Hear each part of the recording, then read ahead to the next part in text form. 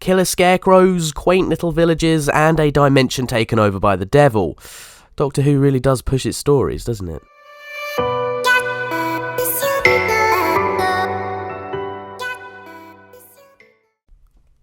Scratchman is a fun, charming and exciting read. The sense of nostalgia is really prevalent throughout this book as it's written in such a delicate way, especially when describing characters and the general way of life of the Scottish villagers that appear in the first half.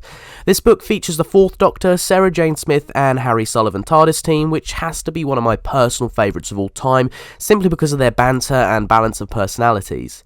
In order to properly appreciate this book, I'd go ahead and watch all of Season 12 and Terror of the Zygons, but this isn't really necessary, although you should probably watch those episodes anyway. It has some of my favourite Fourth Doctor stories in that season. I feel this book captures that era of the show really, really well, with an accurate depiction of the season's general feel and characters spread across a really strong plot. So Tom Baker is the author of this book, who played the fourth incarnation of the Doctor, and believe it or not, this is his first Doctor Who book that he's ever released, with Baker releasing only a couple of non-Doctor Who books previously. Needless to say, most Doctor Who fans look at Tom Baker as one of the greats, which is why I'm so happy to see his quirky, well-mannered character shine through Scratchman.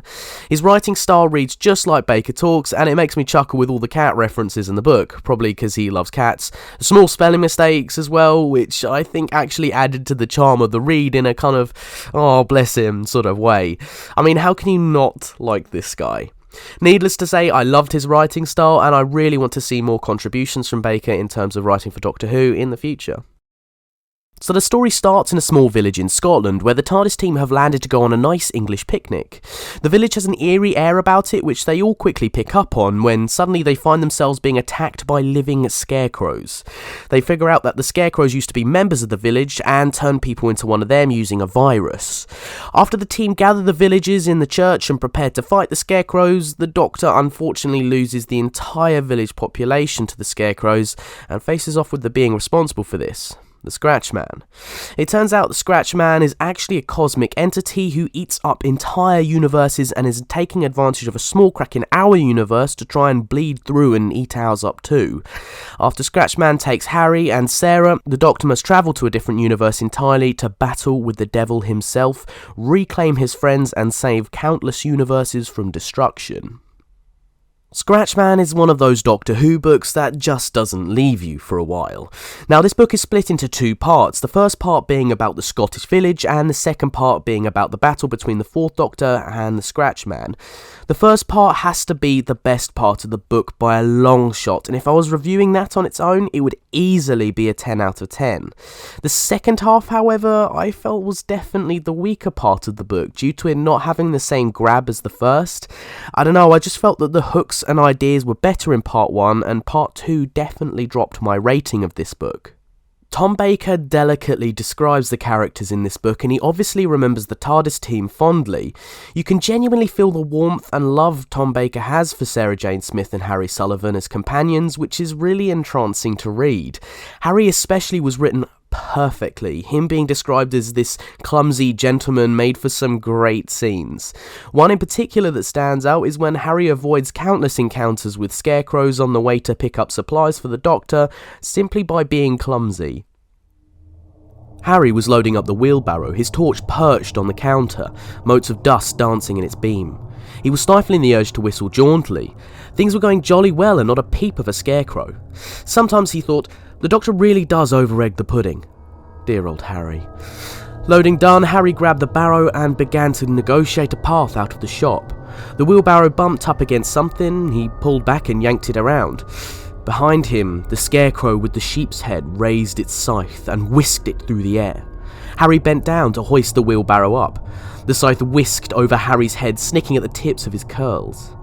A moment later, Harry lifted up the wheelbarrow, marvelling at the balance. The squeak of the wheel masked something creaking behind him. He wheeled about and made for the door. Behind him, the scarecrow made ready to swing its scythe once more, as the wheelbarrow jerked to a stop. Something was wrapped around the wheel. Harry bent down to see what it was. The scythe whipped through the air where Harry's head had been, but Harry didn't notice. His attention was firmly fixed on the old rag or whatever it was caught in the axle. Harry gave it a yank, pulling it firmly free. There was a satisfying tearing noise, and found the rag was in fact part of a long, dusty cloak. How odd that Mrs. Tulloch should leave these old clothes lying around. Dusting his hands, Harry threw the ragged cloak to one side. He straightened up and wheeled his way buoyantly towards the door. Time to get back to the church. One thing that's unusual about this book is how the Fourth Doctor is written in first person. It seems fitting that this is the case considering, well, let's face it, Tom Baker literally is the Fourth Doctor. Again, this is one of the many things that makes this book stand out and come to life. You'll never read another Doctor Who book like Scratchman. So part 1 is set in the village and sets a really great atmosphere with all the classic villagey things going on. The gossip, the local shop, the mini Hitler that tries to control everything and everyone. It gives us the classic village with a dark secret plot which has been done to death in other media but felt very fitting for Doctor Who and slipped nicely into the plot, giving a classic sci-fi Doctor Who-y style twist to it. The suspense was amazing to read. I felt it really sucked you in, especially as it draws from the horror genre with its suspense, and it made me fall in love with this part. I really felt if the whole book was like this, then I'd be exceptionally happy, but alas, it was only the first half. The second half of this one was a bit of a drag, however. It takes place in a different universe when the Doctor has to save Sarah and Harry from the Scratchman, who can manipulate this place like Play-Doh. It sounds like a cool premise, but in practice it felt a bit messy, with many weird and random wonderful ideas rolled into one. At one point the TARDIS team have to run away from a giant pinball that relentlessly chased them. "What about Harry?" asked Sarah. "Mind blank? You just told me to think big," Harry protested. "Very limited imagination, you said, but..." The rumbling came again. What is that?" A monster?" said Sarah. The rumbling grew louder. "It sounds just like..." Harry shook his head. "No, honestly, it sounds like... But that's really odd. I was just thinking about..." "Harry, what have you done?" demanded Sarah. I grabbed their arms and we were already running. Something's coming at us out of the darkness, a huge shimmering reflection of the three of us, distorting and fluttering as it got closer and closer. The noise it made, that terrible rumbling noise, getting louder and louder. "But it can't be," protested Harry, looking over his shoulder. "Harry," growled Sarah. "Keep running," I shouted as the noise got louder. "What were you thinking about?" yelled Sarah. "Pinball," finished Harry meekly. This, alongside many odd scenes, one being a cocktail-drinking, talking lizard which the Fourth Doctor encounters, made the second half feel rushed and a little bit all over the place. Tom Baker does finish the book off with the same old charm as always, however, and it's definitely worth getting through the first half of the second part to finish with a satisfying ending. Overall, I did really enjoy this book. I felt Baker's personality flood through this novel as the Fourth Doctor, Sarah Jane Smith and Harry Sullivan were written the best I've ever seen them in book form. If you're a fan of this particular era of the show, Scratchman is a must-read and I highly recommend it. I'm going to give Scratchman an 8 out of 10. The second half let the book down a bit, but the general feel of the novel really makes a good, special book.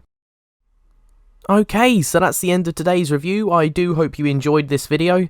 Please go and check out Anxious Geek 24, who did my brand new banner, which I'm so happy with. He did it for an amazing price and does some incredible Doctor Who artwork, so you must go check him out. As always, comment down below your thoughts on this one and on the review, and whichever books you'd like me to review next, basically. I'm open to suggestions, so yeah, do comment down below. As always, thank you guys for watching, and I hope you have a fantastic day. Thank you very much.